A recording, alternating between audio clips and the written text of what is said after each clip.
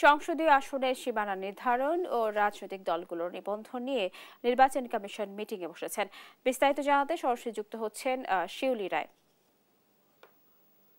শিউলি, আপনি আমাদের জানাবেন মিটিং কি শুরু হয়েছে কিনা বা কি কি আলোচনা হতে পারে?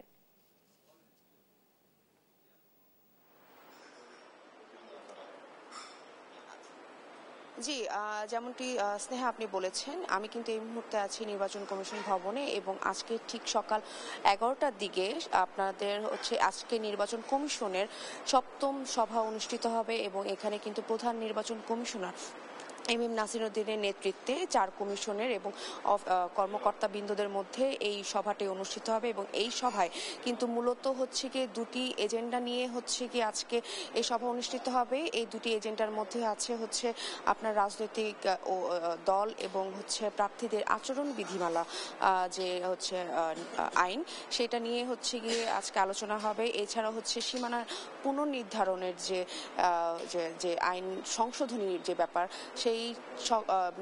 সেইটা নিয়ে আলোচনা হবে।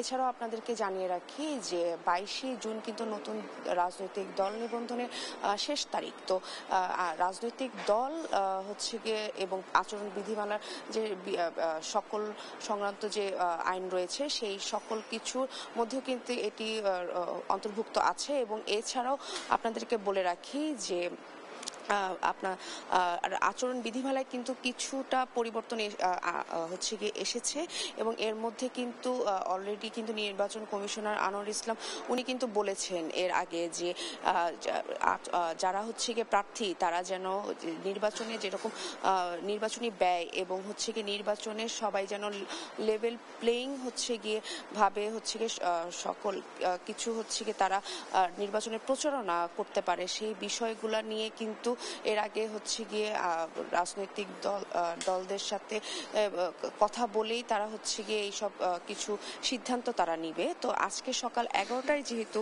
আপনার নির্বাচন কমিশনে গিয়ে এই বৈঠকটা অনুষ্ঠিত হবে, তো এছাড়াও এই বৈঠকে কিন্তু শেষ হওয়ার পরে আমরা জানতে পারবো যে আরো কি কি বিষয় নিয়ে আসলে আলোচনা হতে পারে।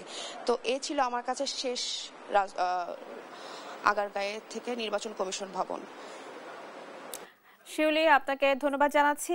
দর্শক, নির্বাচন কমিশন মিটিং নিয়ে সর্বশেষ জানাচ্ছিলেন আমাদের সহকর্মী।